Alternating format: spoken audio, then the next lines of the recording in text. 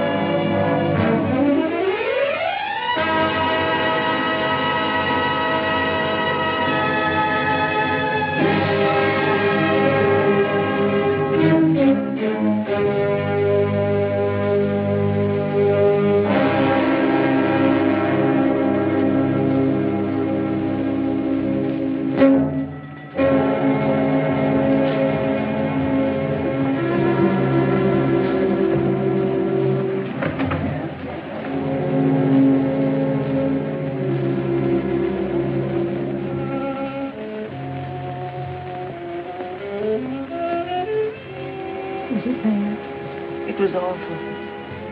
She just sits there and falls asleep. And the next thing you know, she's into it. And the machine smashes her hand.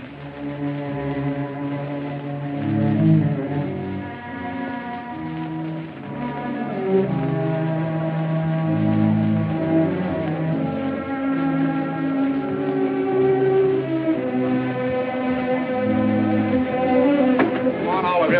Everybody back to work.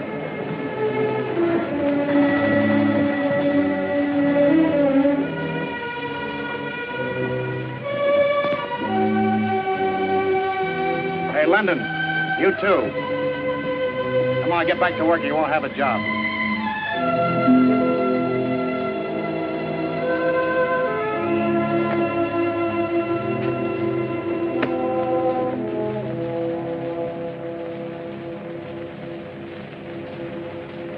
It could have been my fingers just as easy as that girl's.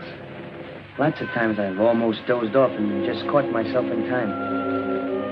The rotten air and the noise that never stops. 12 hours a day beating in your brain. For 10 cents. 10 cents an hour. Oh, I know, honey, but things are bad all over. It isn't that, Mammy Jenny. It's just that people like us, poor people, have to work in filthy holes just to exist. And that other people, rich people, can have everything they want.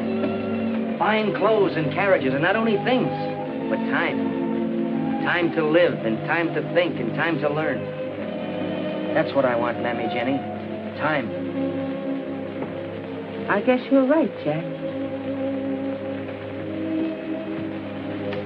Mammy Jenny, have you got any money?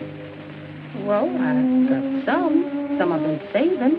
Would you lend it to me? What for? I want to get myself a boat. I can make money, lots of them, fast. Jack London, what are you thinking about? Oyster hauling. Oyster hauling? Oyster pirating, you mean? I wouldn't stay at it long, Mammy Jenny. Just a few hauls, and I'd have enough money to last me 3 months. A whole year, maybe. Then I'd be free to get some schooling. Don't you let me hear you talk like that. I helped to bring you in this world, and I want to see you grow up right so you'll mount to something. I ain't going to help you get in no trouble. I don't want to get into trouble. I'm trying to get out. Is it wrong to want to fight your way out? I'd pay you back. Every cent, more even. Oh, it ain't the money, darling. You can have all I got. But I couldn't sleep nights worrying over you. Oh, Jack, if anything had happened to you, I'd never forgive myself. Never mind, Mammy Jenny. Forget about it.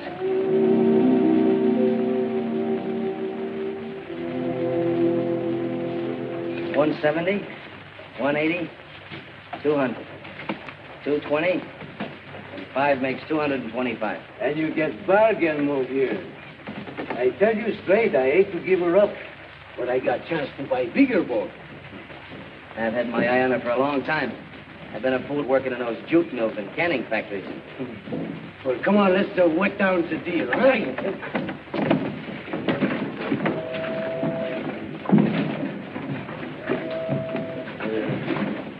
Oh, Mamie, get your stuff off that boat. Meet me on the Reindeer.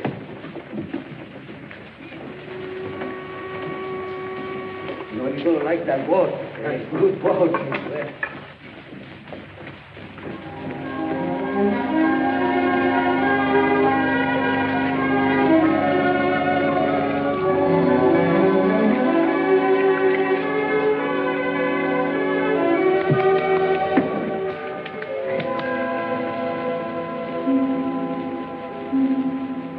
Hello. What are you doing here? Fell asleep below.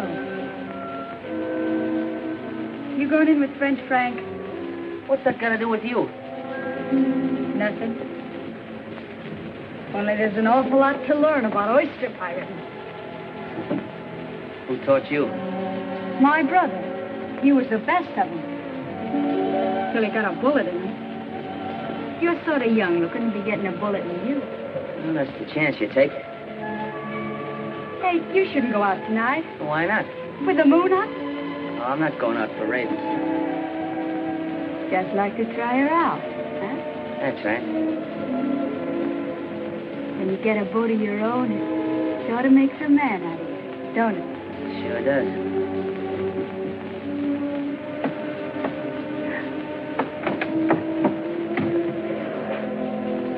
We got some sail patching to do. A rat must have got at this one.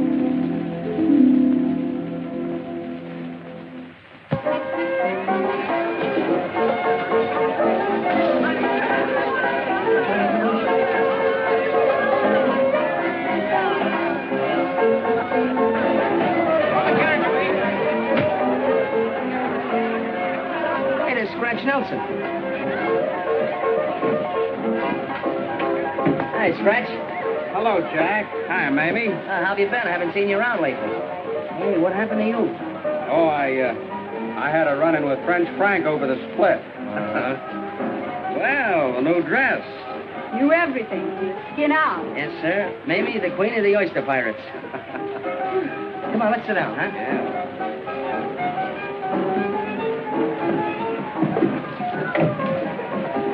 Hey, Jack, you know, I was just wondering, how's about me coming in with you? Why, sure, Scratch. We make enough for a three-way split. Be glad to have you. Only you better talk to my skipper here. Well, what do you say, Mamie? Sure. Why not? Then I'd have somebody to chew the fat with when Shakespeare is writing one of them yarns of his. Hey, Curly. Double drinks all around for my new partner. Coming up, Jack. We'll have a real blowout after our first big haul.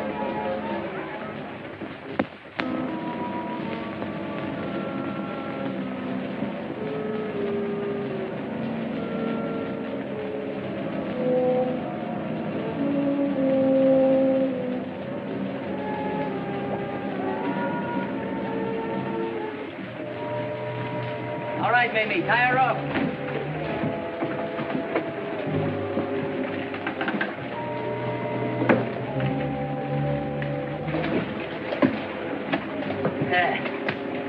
Uh-oh, we're in first again, Stretch. We ain't been second yet. Here comes Frenchy. Coming in on a drag anchor.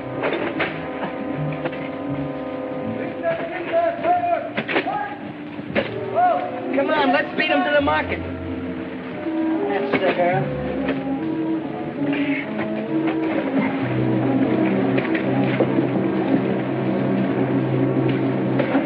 Keep up, boys. What do you think?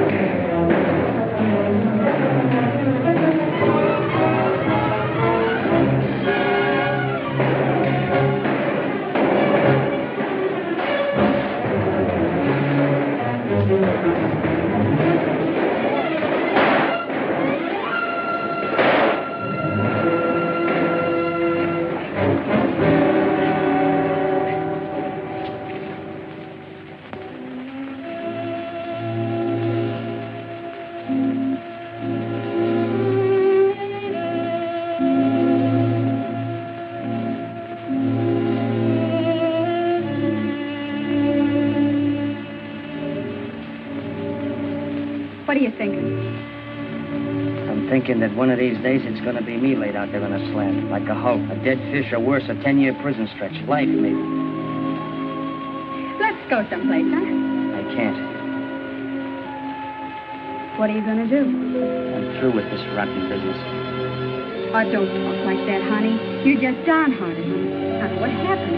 And losing your boat. Isn't that? I'm through. What about me? You gotta choose for yourself. You bet your life I'll choose if that's the way you are. I'm sorry, but I got to.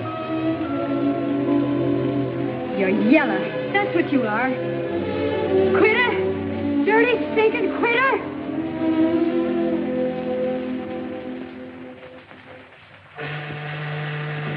$30 monthly pound. Sign here and make your mark. $30 monthly pound. Sign here and make your mark. $30 monthly pound. Sign here. Well, Tom, old 48. Why, I thought you were back on that farm. I didn't make it. I'll make it this time, though, you bet. How long is this cruise? About 7 months. The Bering Sea. Well, that ain't so long. That's right, Tom. That's right. $30 a month and pound. Sign your name. $30 a month and pound. Sign here. Make your mark. $30 a month and pound. Sign here. Name? Jack London. Experience? Not very much, sir, but I'm a good sailor. What are you signing on for? Able-bodied seaman. All right. $30 a month and pound. Sign here and make your mark. He writes fine, just like a girl. $30 a month and pound. Sign here and make your mark. $30 a month and pound. Sign here and make your mark. $30 a month and pound. Sign here and make your mark. $30 a month. How soon do we sail, Captain? Oh, you're anxious to sail, eh? Sure am. You just can't wait to tangle with them seals, huh? Down the forecastle.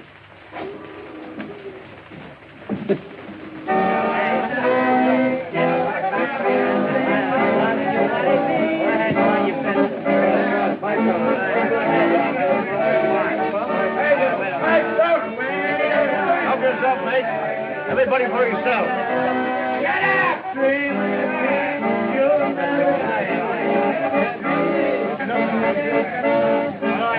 You're going to like this old boat. I'm glad to be on it.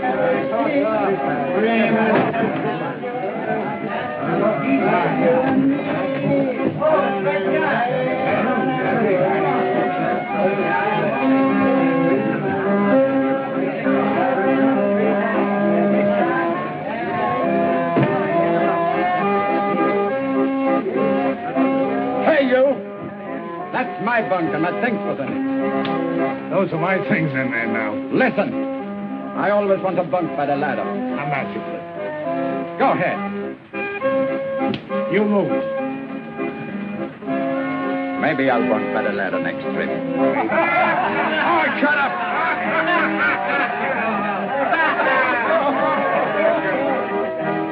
We're living in an old 40-acre. You mind your own business. Keep your mouth closed. How is the farm? Shut up!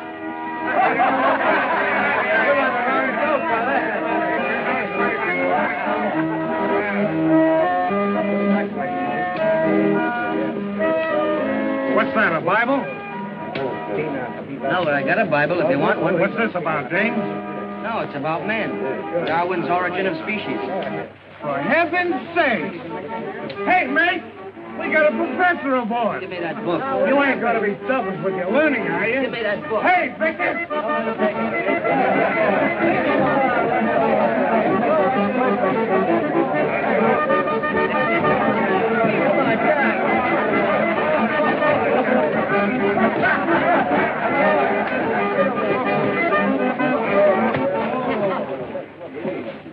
That's something you won't get out of books. Why don't you leave the boy alone?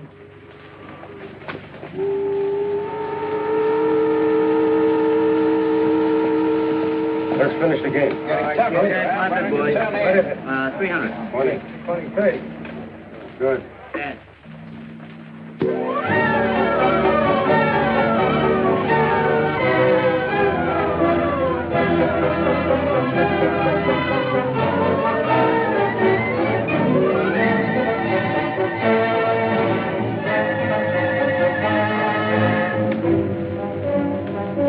Shields ahead! Well away!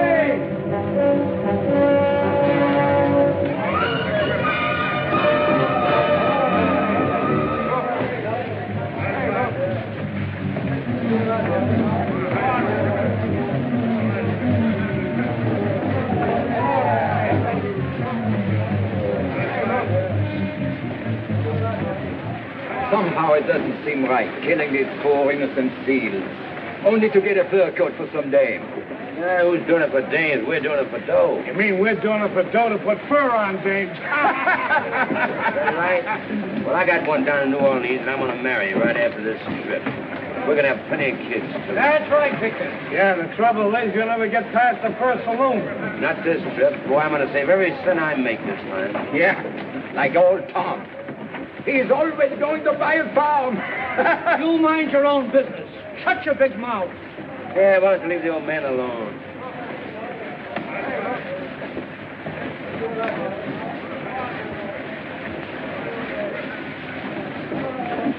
Hey, Victor, come here.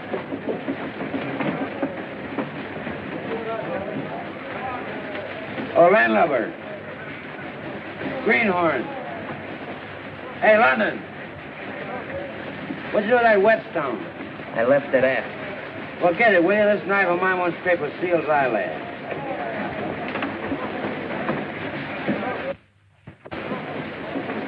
I'm going to slip a seal on Jack's bunk line. Don't nobody say nothing.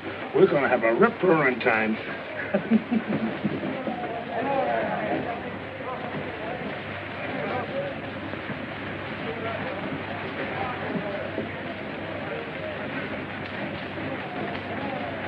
Hey, where you going with that? She's got a date slam. Don't nobody say nothing.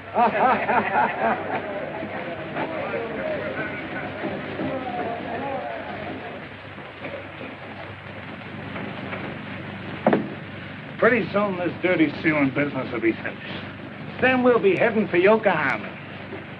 You ain't never been there, have you, Jack? And what's it like? Just imagine who was here with a flock of geisha girls swarming all around. Geisha girls, huh? Just like any other girl, only better in some respects. That sure sounds great. I wish it would happen soon. It'll be soon enough. You got an experience coming that you'll never forget. Never. Sure sounds wonderful.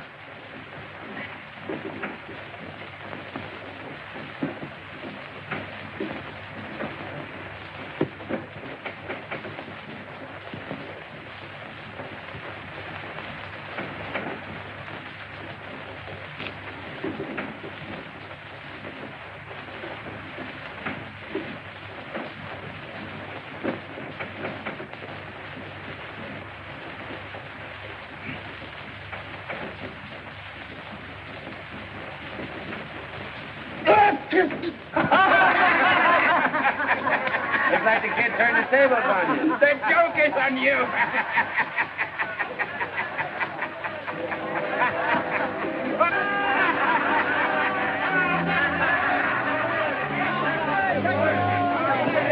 Jack!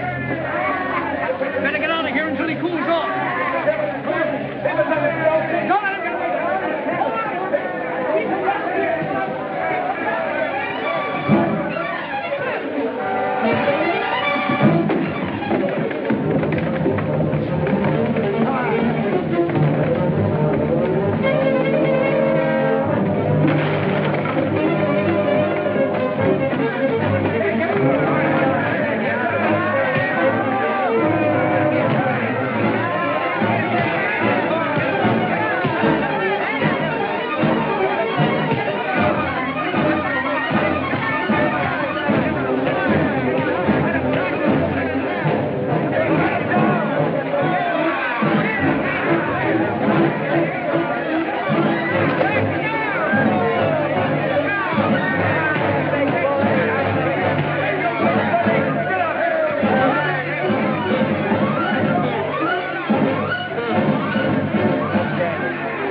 Get up, Jack.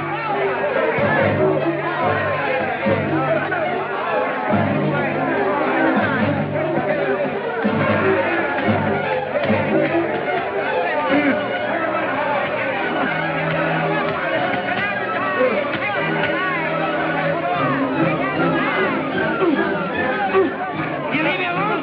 You leave me alone!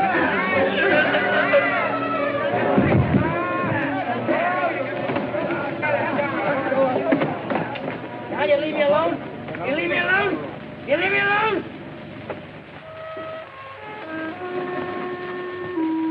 Why don't you turn in and get some sleep? I just want to set something down. Not a man, but a beast. A wolf. A sea wolf. That's what we all are. But it's the sea that makes us that way, son. Cooped up here like a lot of animals, doing the same thing day after day, thinking the same things night after night. No wife, no kids, nothing. Just dreams. Pretty soon we'll be back where we started from. And then you'll see. The big pail will go in the night. And the dreams will go in the night, too. Then we'll sign on again and it'll be the same thing all over. Not me. I'm going to be a writer. What are you going to write about? About all this, I guess. Only sometimes I worry about words.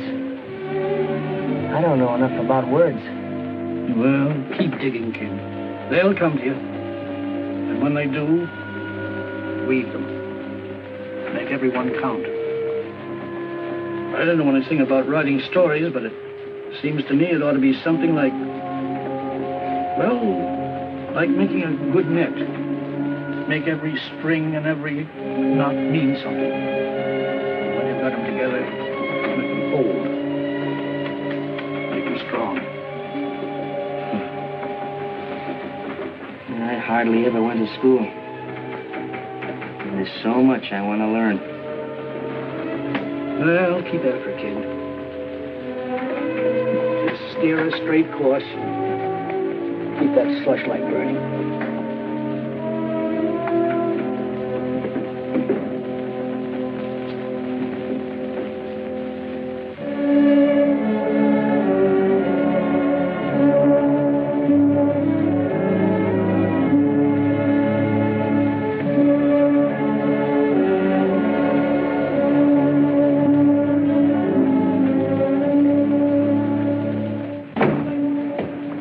Good morning. Good morning.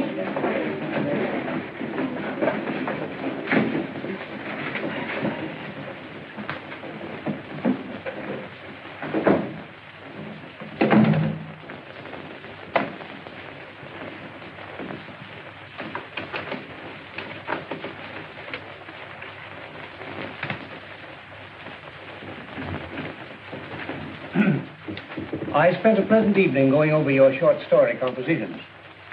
As usual, I have selected examples from the submissions. And as usual, the authors shall remain anonymous. So if the shoe fits, you can hide your consternation behind a poker face. The two stories I have selected represent the extremes in writing. One is fraud, an attempt at whimsy that evaporates into thin air. The other is raw, almost brutal to the point of unbelief. In other words, one of you will tickle the cloud with a feather, and the other has battered good taste with a sledgehammer. I shall read from the feather. Penelope nibbled at her bonbon. Her thoughts skipped from nothing to nothing. She was in the pink-blue haze. Her mamma wafted in and blended with the nothingness. She seemed desperately worried. Penelope, she breathed, have you seen my thimble?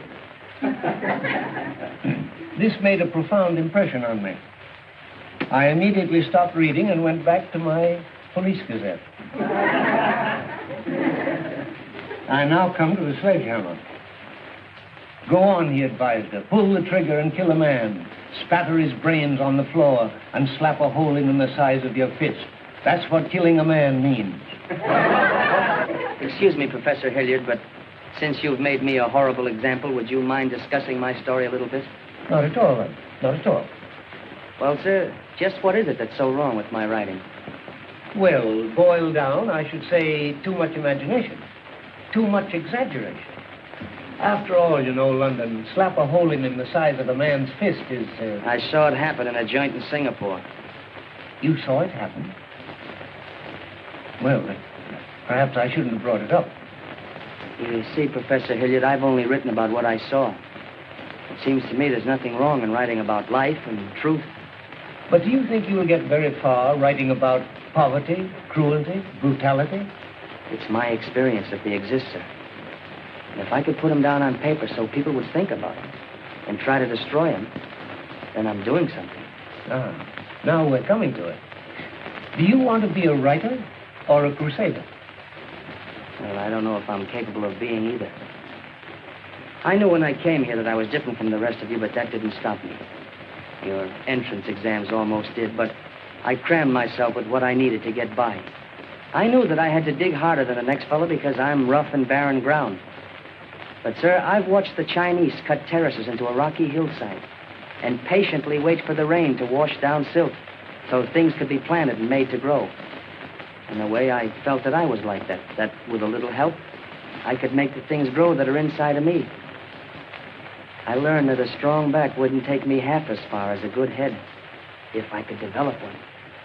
That's why I came here. But, Professor Hilliard, if my great fault lies in writing about what I know and what I've seen, then I'm afraid it's a fault that can't be corrected here. I'm sure you didn't intend to ridicule me, sir. It's perhaps a trick of yours to make me think. Well, sir, the trick has worked. Thank you, Professor Hilliard.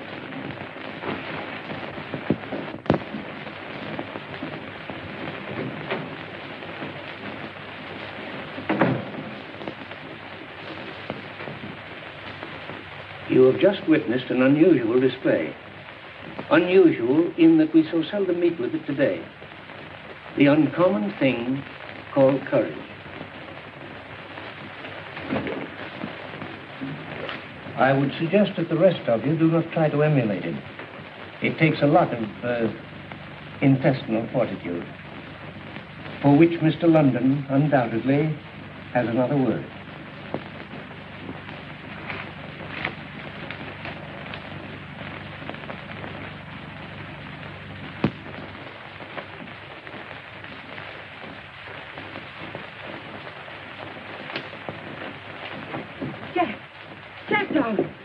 You in trouble? No, Mammy Jenny. I sent for you to help me pack and store some things. Pack and store? What are you talking about? I'm going away, Mammy Jenny. I don't know when I'll be back. Oh, quit being foolish. What about your schooling? What about your writing? There goes most of it. You mean you burning all them stories you done wrote? And rewrote, Mammy Jenny. Not all of them, though. I'm saving some. And one of these days when I'm successful, I'll dig them up out of this trunk and dust them off and send them to the same editors who are turning them down now. They'll buy them when I'm famous and write to tell me how good they are. But, Jack, you got me all mixed up. First you sweat and you grub and you work yourself sick so as you can go to school and learn to write. And talk it, just like that. And say you're going away. Where are you going? To the Yukon, Mammy Jenny. Yukon? Where's that? Up north in Alaska. What are you going up there for? To get some money, Mammy Jenny. There's been a gold strike. And with a little luck, I can hit it. And I won't have to worry. I can sit tight and study and read and write what I want to write. Not what a lot of editors and professors expect me to write. But how do you know you can do better up there than you can do here? And how are you so sure you ain't biting off more than you can chew? I got as much chance as the next fellow. You don't understand, Mammy Jenny. I just can't stay around here and be cramped between the jaws of a vice. I've got to get out. I've got to get away.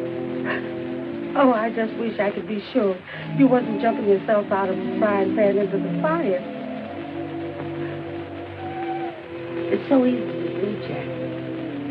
But there's very few people that can jump out of the fire back in the pan again. Nothing could be as bad as the fire that's burning inside of me now. It's trying to burn through.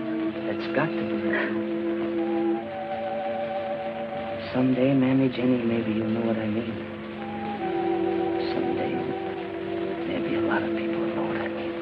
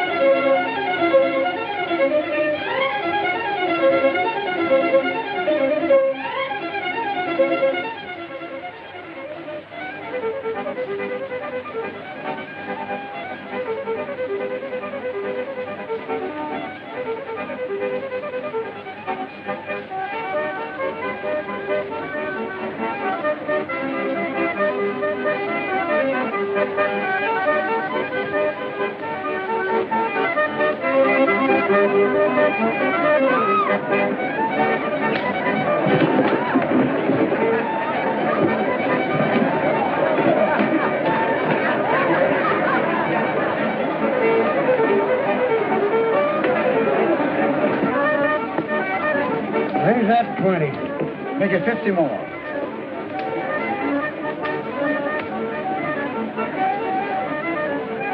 And 100. That's not too much. We call 200 more. All that. Come in, Charlie. How are you, stranger? Fine, how are you? Finding home for your best gal? Well, just jotting down an idea. There's a sourdough over there biting a spool head off. It's all wrapped up in rabbit's feet. That's not Luke Lanigan. That's the end of the poker game, boys. Now get back to the bar and I'll buy it for all of you. Give me anything you want, Al. Get out the bar and I'll buy it. Hey, Frida, I just want to claim worth $1 million. Imagine that time I was trying to bluff me out of a pair of deuces. Come on, baby, I'll buy you the joint. Oh, I'm busy. Can't you see? Well, don't give me that now. Look, rabbits. You promised me if ever I won you... Let me go. You heard what she said, didn't you? Some other time. What happened? What did that Oh, it's a good thing I blocked that. Oh, what's the difference? Come on, I just made $1 million. Everybody's at the bar. Oh, let's go. Quite a character. Say, where are you from? California. You from Spain? From Greece. Oh. The Isles of Greece, the Isles of Greece. Where burning Sappho loved at sand. You know your Byron. Say, what's the name? Frida Madu. Frida from Athens. Frida, do you remember these famous lines? Oh, maid of Athens, ere we part, give me back my heart. Why don't you stay here for a while? Rest up. We could have a great time together with Byron and Shelley. Well, maybe I will.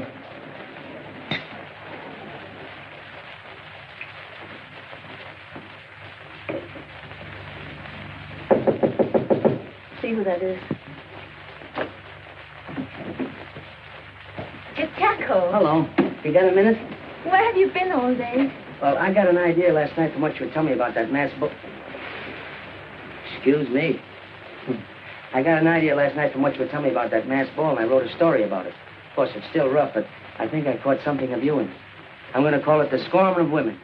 Hey, that doesn't sound bad. Well, here goes. Frida was a Greek girl. At least she purported to be Greek. Her furs were the most magnificent from Chilkoot to St. Michael. Oh, that's overdoing it a bit, isn't it? And her jewels were the envy of every woman. Ready, Miss Malou. All right.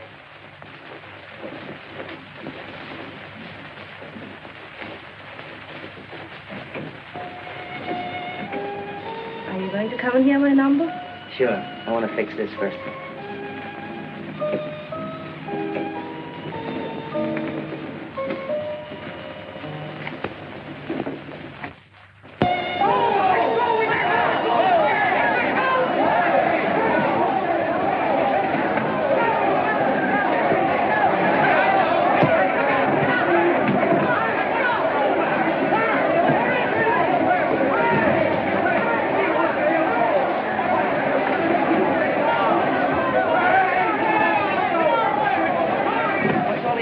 Gold Strike, biggest turn to El Dorado. Whereabouts? 80 miles from here.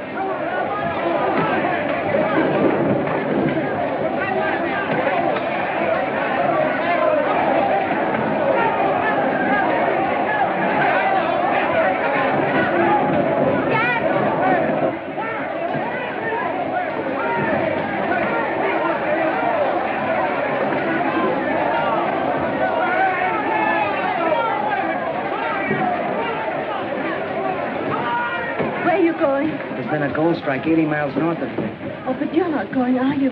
Well, sure I am. Oh, listen to me, Chaco. You haven't got a chance out there. I know this Yukon game. You'll muck in the grassroots till your heart breaks, till you rot of scurvy on the trail. I know, but... Believe me, in the end, the winner is a loser. All the money comes here. It stays here, right here in Dawson. Thanks, Frida. I don't think I'm cut out for this stuff. Oh, ideals. Listen, I gave up $1 million for you last night. Doesn't that mean anything to you? Everything beautiful. Oh, Chaco. I'll think of you on the trail, Frida. Byron and Shelley under the stars. I wish I was back here with you.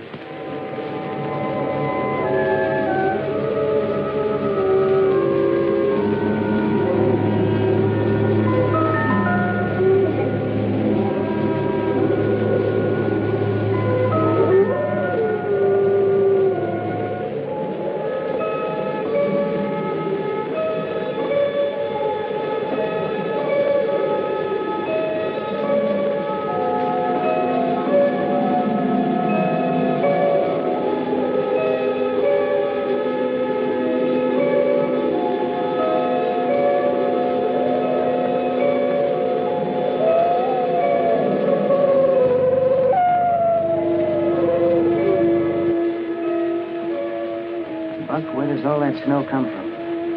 And why? Does snow a man in all winter? Keep him from his purpose? Frozen handcuffs.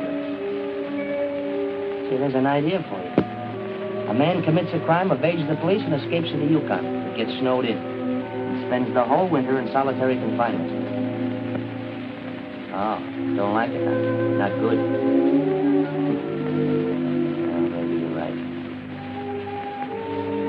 Well, let's light the lamp and spend a cozy evening working.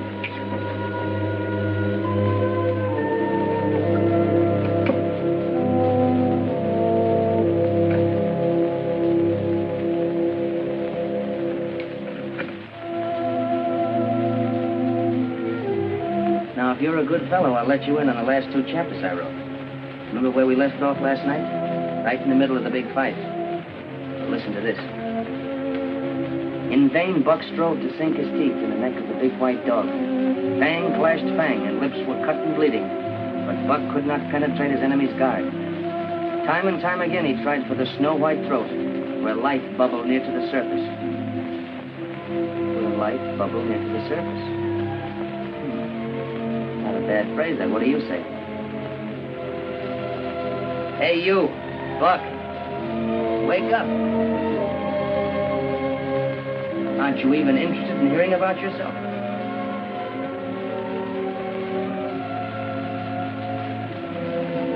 You're a lazy dog.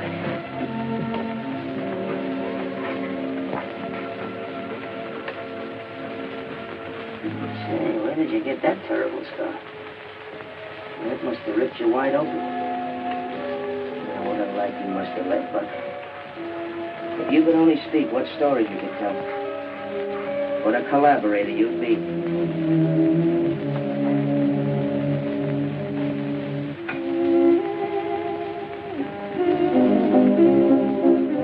Thank you, Mr. Brett.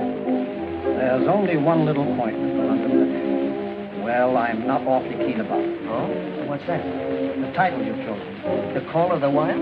Why, that's a wonderful title. It's the whole idea of the story, sir. I wouldn't change it for the world.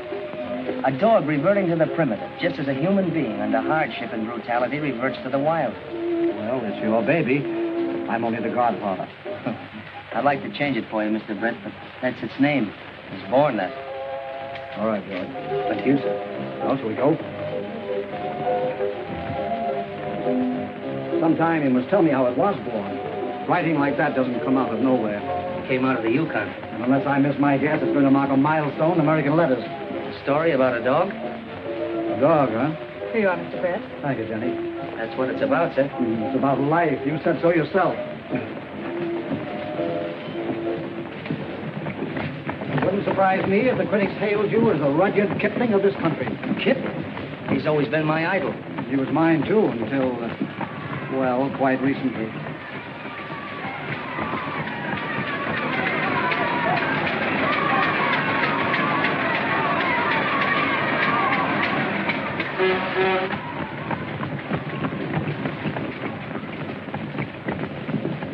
Charmian! Why, hello, Mr. Brett. Well, you two must know each other, of course. No, I'm afraid not. Let me introduce you. Miss Charmian Kittredge and my favorite author, Mr. Jack London. How do you do, Miss Kittredge? Oh, how do you do? I'll see you later, Mr. Brett. Well.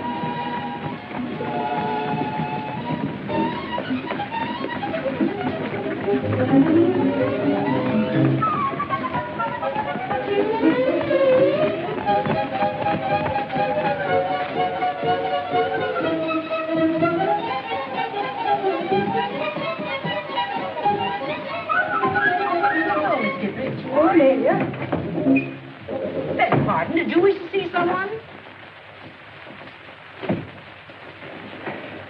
You must excuse me for trailing you here, but I had to ask you an important question that just couldn't wait. I can imagine why you're really here. I want to apologize to you, Mr. London.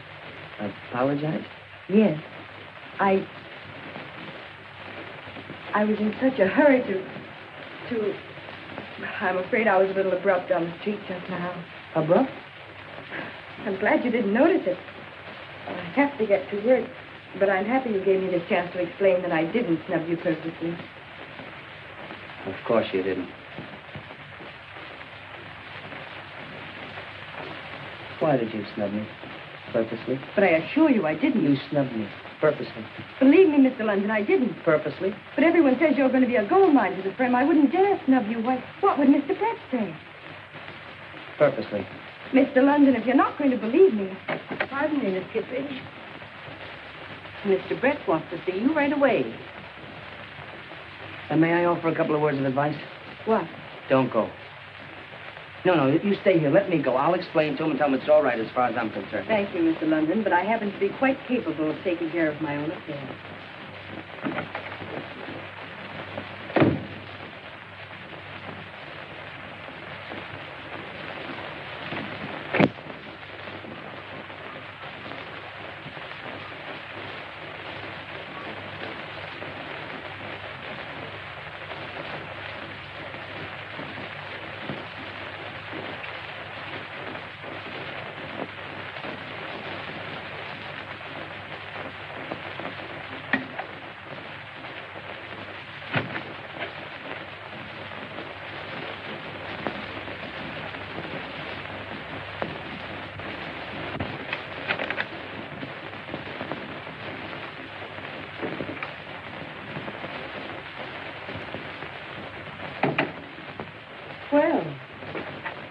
usually read what you find on other people's desks? I have no compunction about reading my own manuscripts. But I do wish you'd consult me before making additions. Additions? Yes, for instance. Once in 10,000 times, a manuscript appears from an unknown author, which is a masterpiece. The Call of the Wild by Jack London makes a reader's life worth living at last. Thank you, Miss Kittredge. P.S. Unless you want to lose your favorite reader, never introduce me to Mr. London. If he's anything like his book, my heart will stand still when I meet him. I wish you'd go. Did Mr. Brett rake you over the coals? No, it isn't, Mr. Brett. It isn't you. Maybe it's myself. I don't seem to know what I'm saying, do I? I guess I'm babbling. Mr. London, I assure you I'm not this sort of person at all. I don't know what kind of a person you are, Miss Kittredge, but I do know you're a person.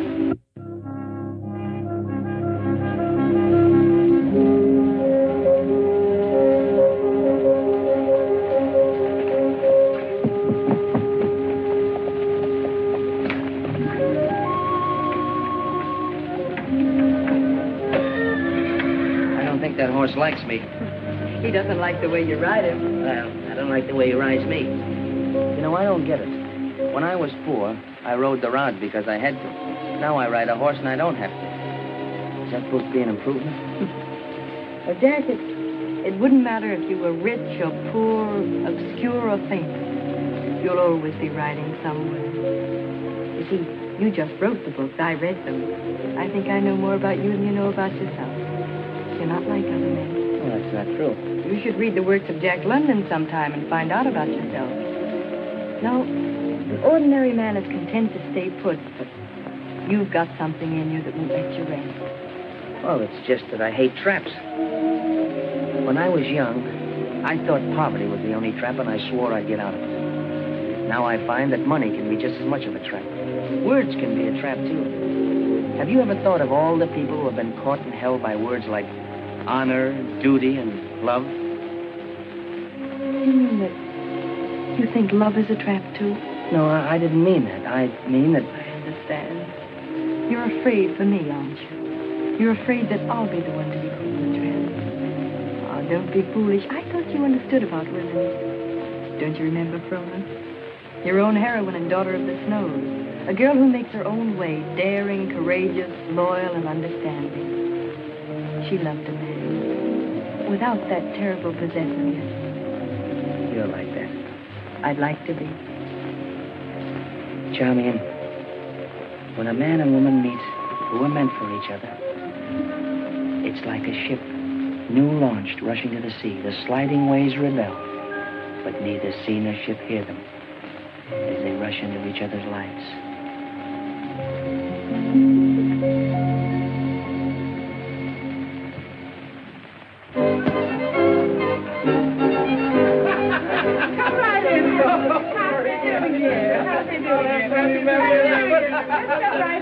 Happy New Year, Mammy. Happy New Year to you.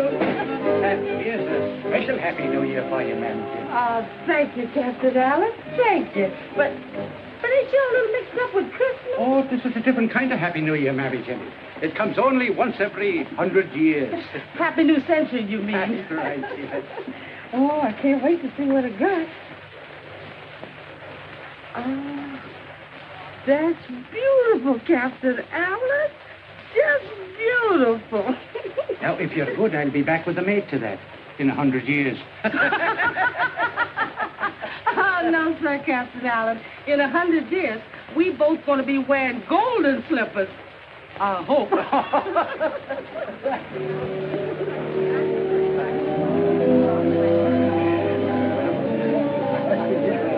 But, gentlemen, there's never been a century like it. When you think of the progress we've made in culture, in industry, the comforts we enjoy, electric lights, the telephone. And don't forget those horseless carriages.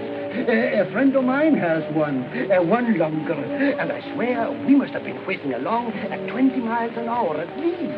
No doubt about it, Jack. Civilization's darn near reached the apex. The millennium, huh? Not far from it. Well, the the way I see it, we've only got 1 foot out of the Dark Ages. Machines are great, sure, but they only make more things more quickly. There's nothing spiritual about them.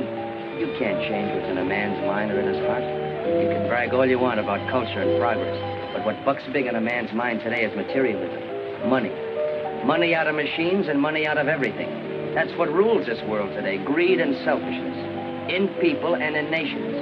And before we get through, instead of a millennium, we'll be ringing in a century of tyrants. Oh, Jack. You pessimist. Right. Good evening, Mammy Jenny. Good evening, Mr. Brett. Happy New Year. Happy New Year to you. How do you do, Mr. Brett? Glad you could come. Hello, Jack. Jack, I took the privilege of bringing a friend of mine, Mr. Kerwin Maxwell. How do you do, Mr. Maxwell? Mr. London, I've been wanting very much to meet you. Oh, thank you, sir. Oh, I'll take those, Mammy Jenny. Now you can go back to your decorate. Yes, you're having quite a shindig, aren't you? Yes, why don't you go in? You know everyone. Well, Jack, Mr. Maxwell would like a word with you privately. Something rather interesting. Oh? You'll forgive my barging in on your party like this. That's quite all right, sir. Glad you could come. Sit down. That one? No, thank you, sir. I'll stick to these. What I want to talk to you about won't wait. Oh? What is it? How would you like to cover the Boer War for my paper? The Boer War? Yes. There's nothing I'd rather do, but I've never done any newspaper reporting, much less war reporting. Very modest, Mr. London, but I've read your stories. You have the gift of setting down what you see. That, in my opinion, is the quintessence of good reporting. Oh, thanks. Thanks very much. You'll have to leave immediately for London. From there, you go to South Africa. What do you say? I'd like to, but... Will you excuse me a moment?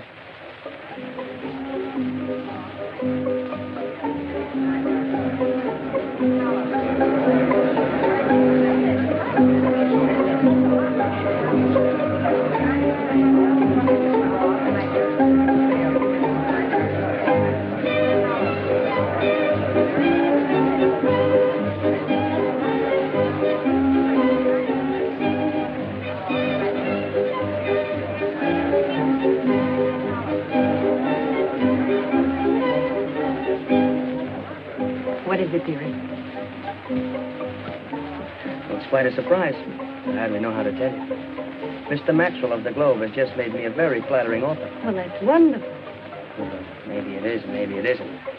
See, he wants me to leave right away for South Africa to cover the Boer War. What did you tell him? I didn't tell him anything. But you want to go, don't you? It's out of the question, of course, with me postponing all our plans. We'll have all our lives. This will be a great adventure for you. But...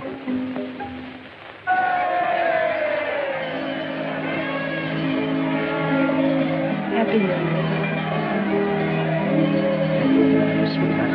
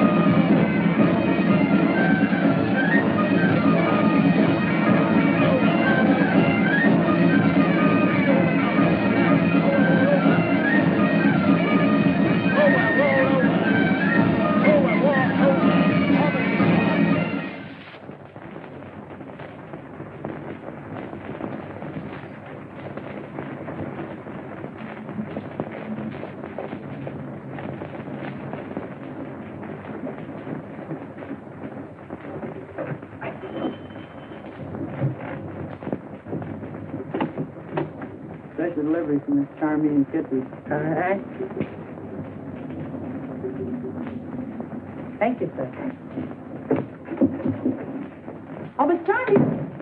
Miss Charlie, here's a letter from Mr. Jack. Return address, Port Said. Oh,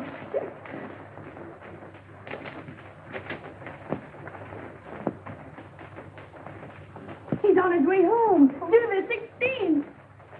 But today's the 16th. It sure is. Well, lay out some things, Mammy Jenny. Yes, sir.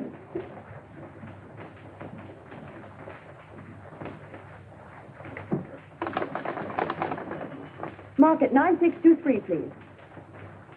Canard line. Could you please tell me what time does the Cambria get in? Why, the Cambria docked 2 hours ago. Thank you.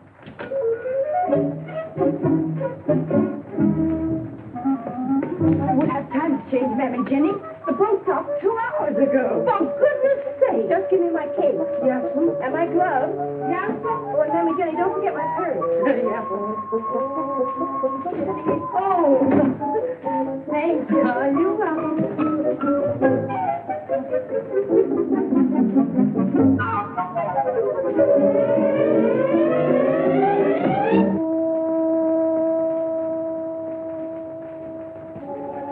You're as lovely as I knew you'd be. Jack.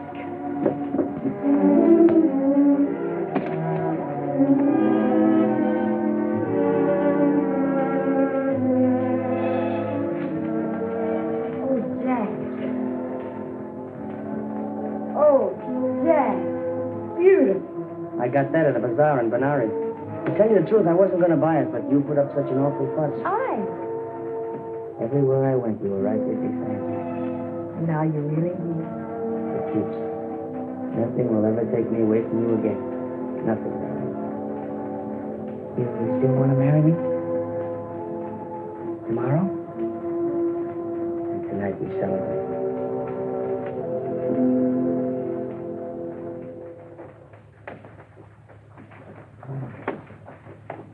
I just sent a batch of that only yesterday to that outlandish place you was at. Good, and I won't have to answer them. Mr. Jack, here's a telegram. A telegram? Yes, I just come for you about an hour ago. You want these, Mr. Jack? No, thanks, Annie. I won't do it. I won't do it. I tell you, I won't go, Mammy Jenny. I won't go. But this has got to be the last. It's past closing time. You would have had me lose my license. But, Mike, we gotta settle this first. There's only one way to settle it. I've been telling you all evening. Get married and raise a house full of kids. Well, how can I do that with a war breaking out? It ain't our war. We ain't even in it. But I'm in. They want me to leave in the morning for Japan. A lot of correspondents are going. Jimmy Hare, Fred Palmer, and Richard Harding Davis. Well, I've never seen a war, Mike. You can live your whole life and never see a war. Sure. But what beats me is, if you're brave enough to face a war, why can't you face her and tell her you're going? Mike, in a war, you got a chance.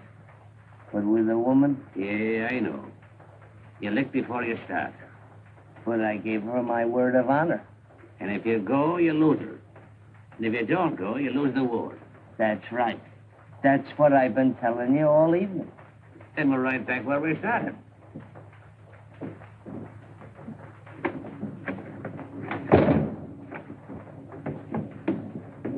Night, Mike. Thanks. You've been a big help. Better stay home, Jack, and raise them kids. Now, don't start that again.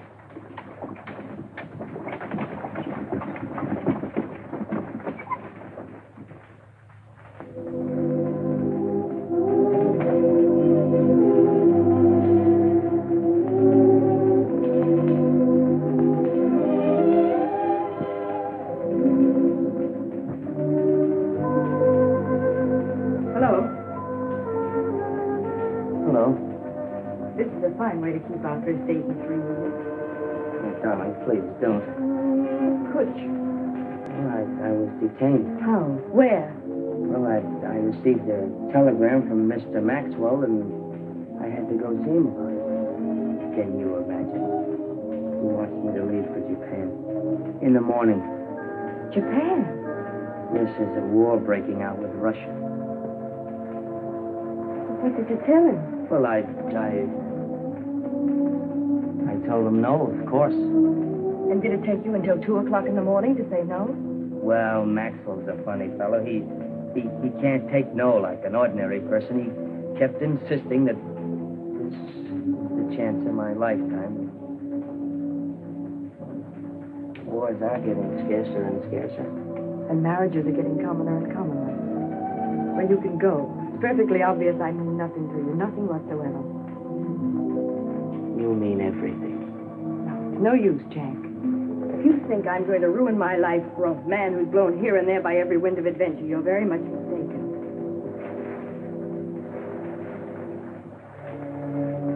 I won't let you go. Even if I was a little tempted by Maxwell's offer, which I don't admit, you come first. I love you, darling. And I swear I'll never think of leaving you again. Promise? My sacred word. Your bags, Mr. Jack, all packed and ready to go. Of course you're going, darling. Mr. Maxwell tried to get you at my house. I knew all about it.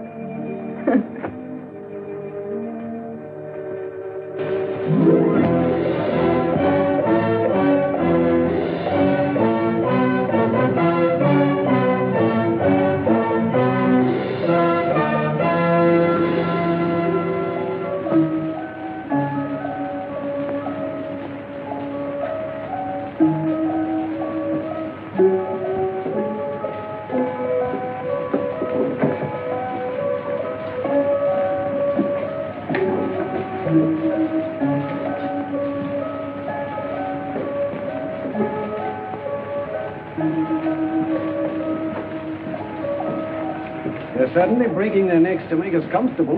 You can have it. Cases and all. What I'd give for a steamed beer and a corned beef sandwich. Looks like you're going to have it.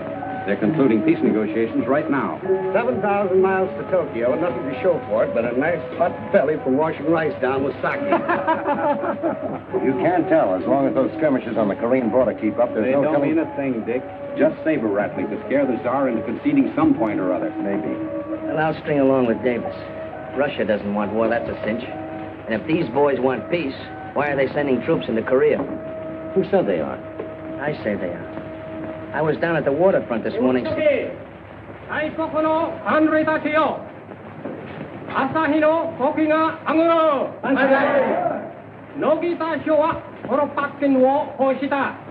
その軍隊は撤退 I'll する break it out. 海軍大将 You know what he's talking about, Dick? No, I don't get it.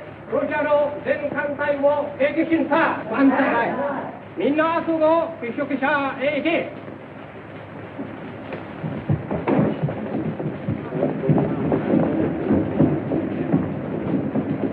Say, just a minute. What's all the excitement? I have the pleasure to report that our honorable Navy has just sunk the Russian fleet at Port Arthur.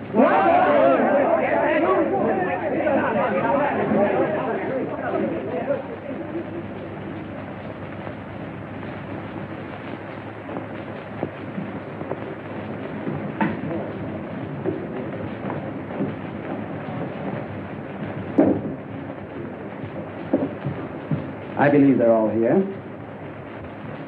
I deeply regret that I cannot grant your minister's request that you be allowed to go to the front at this time. Personally, I have no objection.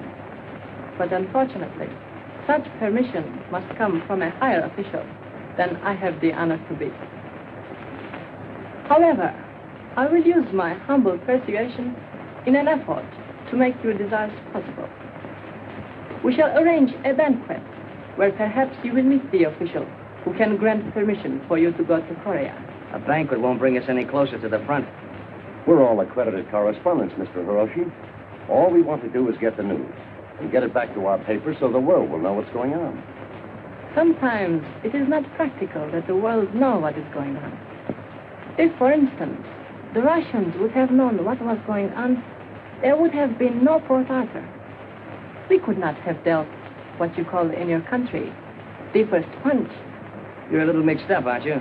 You mean sneak punch. The idioms of your country are so quaint, young man. I'm sorry. There's nothing I can do at the moment.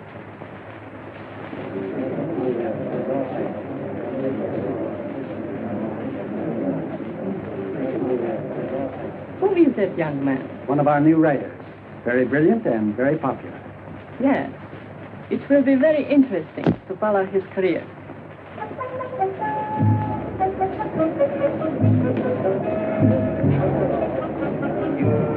Hey, Dick, what are we going to do about this? Well, there's no use of arguing about it. We're in the same predicament as the girl who was told she could go swimming, but not to go near the water. Well, I'm going near the water. I don't care what that little sawed-off runt says. Permission or no permission, I'm going to Korea. Jack, that's being plain bullheaded. I've been in the game too long. You can't get out of Tokyo without official sanction. Dick, I'll bet you $100 I can get to the front. I'll bet you $100 you won't. You're on. Hey, Jack. Good luck, Jack. Good luck, Jack.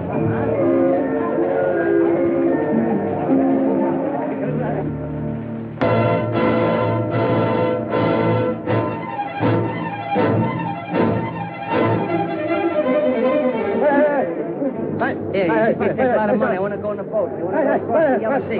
Hey, you take a lot of money. See, plenty of money. Here, you have the money, huh? Across the yellow sea, huh? What? Hot?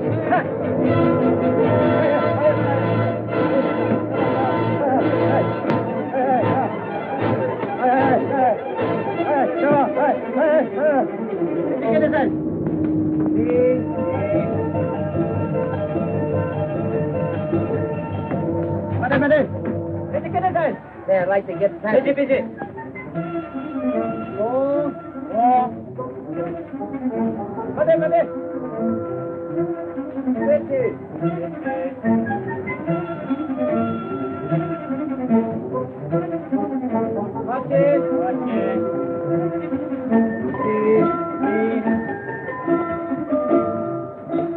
Look, I'd like to get passage. I want those sampans across the Yellow Sea. No can do. I pay plenty money. Then no go.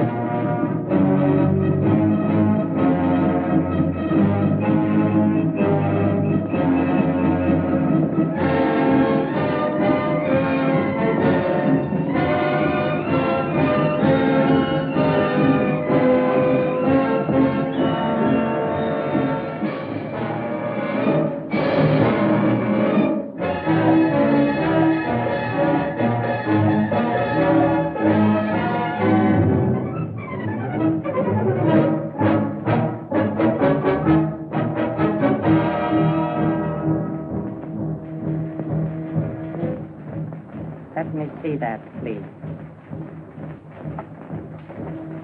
I'm an American war correspondent. Yes, but this is a forbidden zone, and pictures sometimes fall into the wrong hands. Wonderful. Very fast lens, I imagine. Let me congratulate you. Let me congratulate you on your knowledge of my language. You must have spent some time in America. Yes. Although I learned my English at Oxford. I am Captain Tanaka. Glad to know you, Captain. My name is Jack London. Oh, I've read some of your books. Very good, too. Oh, thank you very much. Now you know I'm not a spy. Where are you going? To the front, if I can persuade someone to give me permission. Perhaps I can arrange it. Meanwhile, it will be a great honor to have you as my guest. Come along.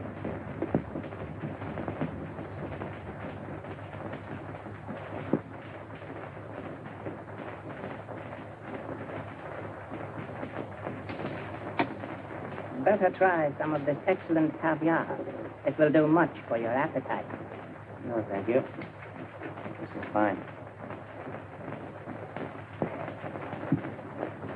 This is a nice, cozy place you have here, Captain. I believe in comfort, Mr. London. Especially when our enemies are gracious enough to possess good taste.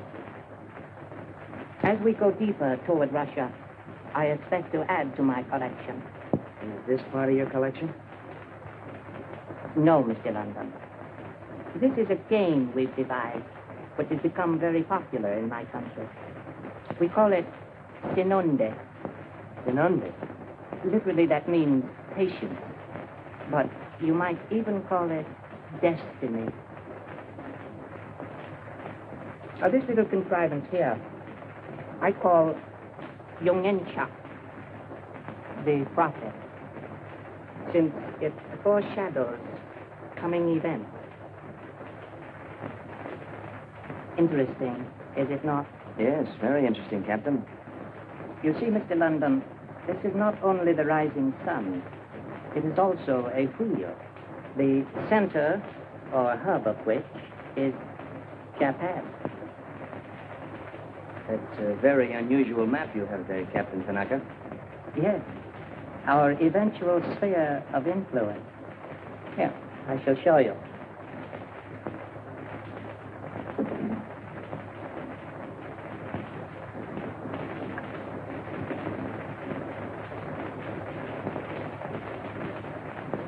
You will note that the spokes radiate in all directions from the hub from which they naturally emanate, and to which, perforce, they must converge. Now, if you will be good enough to watch the map, I shall explain more fully.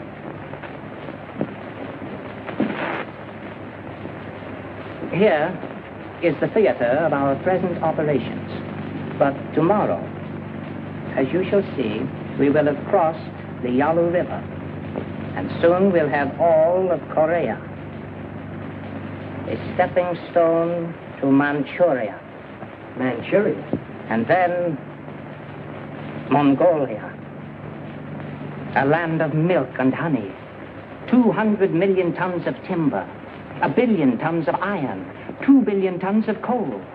Enough to last Japan for 70 years. We'll be stronger then, able to move both east and west. You're out to gobble up all Asia? Oh, yes. Though not at once. First, we must conquer China.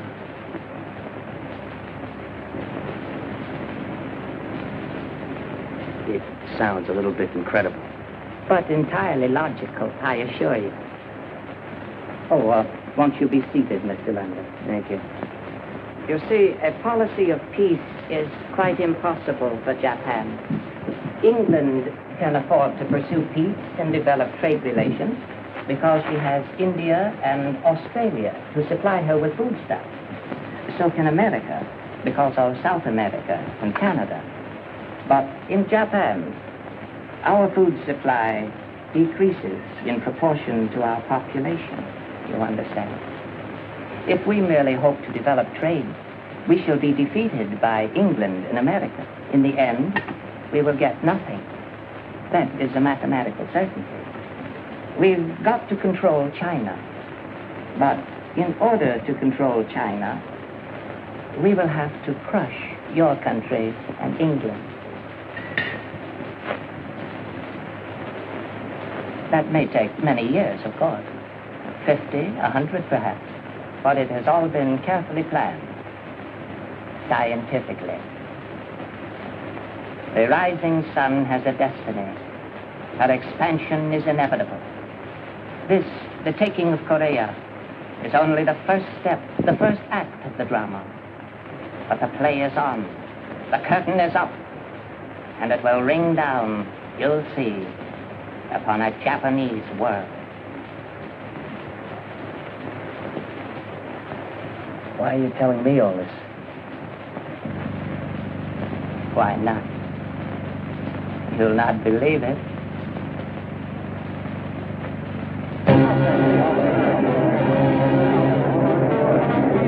The whole world. No other newspaper has it, not even the European paper. How did he do it? Wait a minute, boys. If you want to hear some good reporting, listen to this. I knew he'd do it. I knew it. Isn't it wonderful? Read it, Mr. Brent. Jumped the gun on it. Well, he said he'd do it. Just a cub reporter at that. You know what I suggested? Yes. That we draw up a petition to the Japanese government, protesting, demanding that London be ordered back from the front, or else that we be granted instant permission to leave. I second that idea. We'll all sign it. You write it out, David. I'm as mortified as the rest of you celebrated war correspondents. Being scooped by a novice. As a matter of fact, I should feel worse having lost $100 to boot. We all had the same chance to get to Korea at the risk of our lives. To my mind, we should draw up a commendation to a very courageous newspaper man. I suppose you're right, if you look at it from that point of view. I propose a toast. As a matter of fact, I read it in one of London's books. Here's to the man on the trail this night. May his grub hold out. May his matches never miss fire. I'll drink here.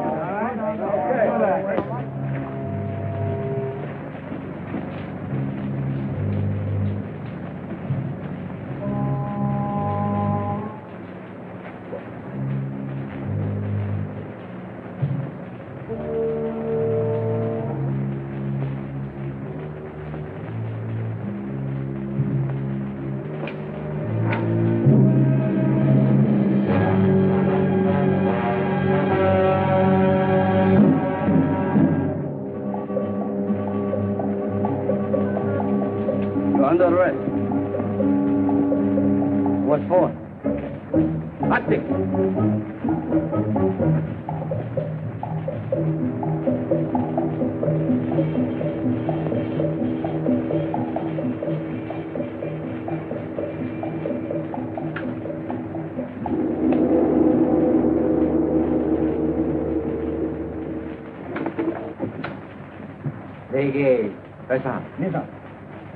Take off hat. Oh, sorry. Tanani kitaka kita kolan. Here. How did you get to Korea? By sampan, across the Yellow Sea. Nihashi imuta hata. Tanani Chimopo kata. How did you get past Chimopo? Through the courtesy of Captain Tanaka. Tanaka. Tanaka. Also you. Do not believe you. Well, why don't you ask Captain Tanaka? Lake and Nakasanki, Chochang. Why did you take pictures in Nagasaki? Why did you take pictures in Nagasaki? I was never in Nagasaki. Inoda-san, Nagasaki Kishon-san. Also you. Japanese customs differ from Americans. Therefore, you must not tell any lies. Ikito? Yes. General, it's all true. Good, good. You stay in the jail. Hey, now, wait a minute. You can't do this. I'm gonna...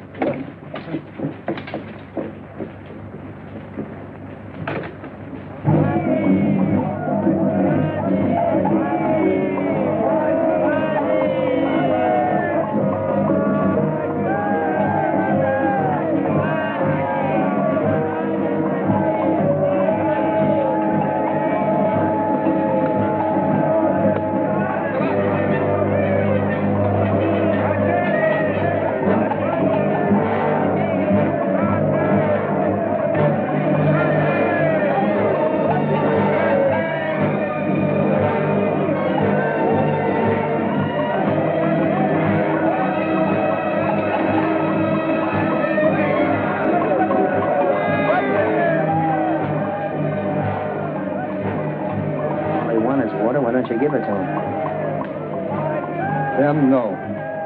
You?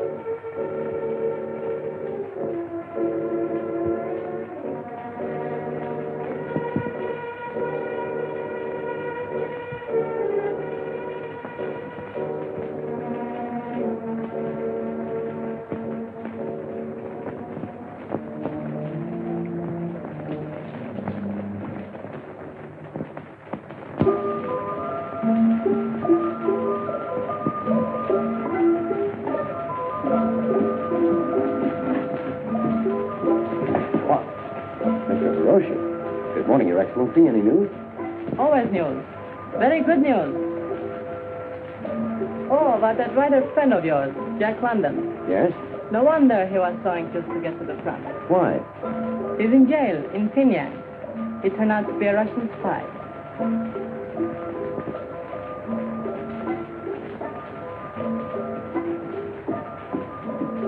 Table blank, please.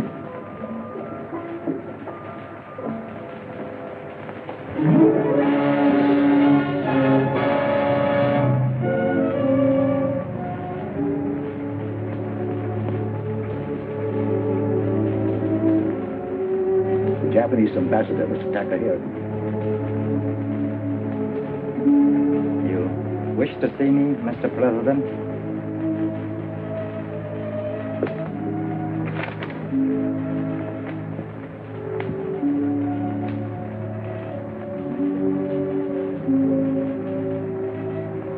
Kindly inform your Mikado that I demand the immediate release of Mr. Jack London. I'll convey your suggestion, Mr. President.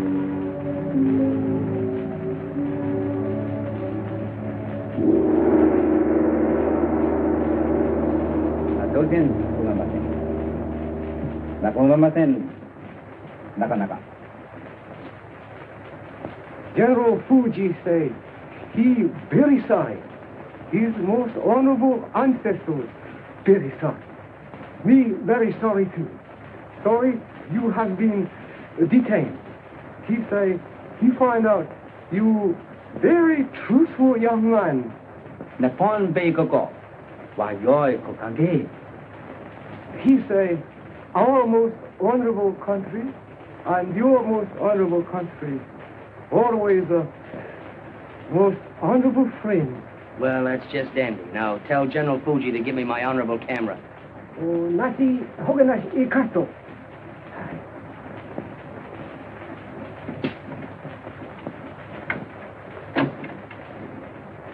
Arigato. Nakanaka.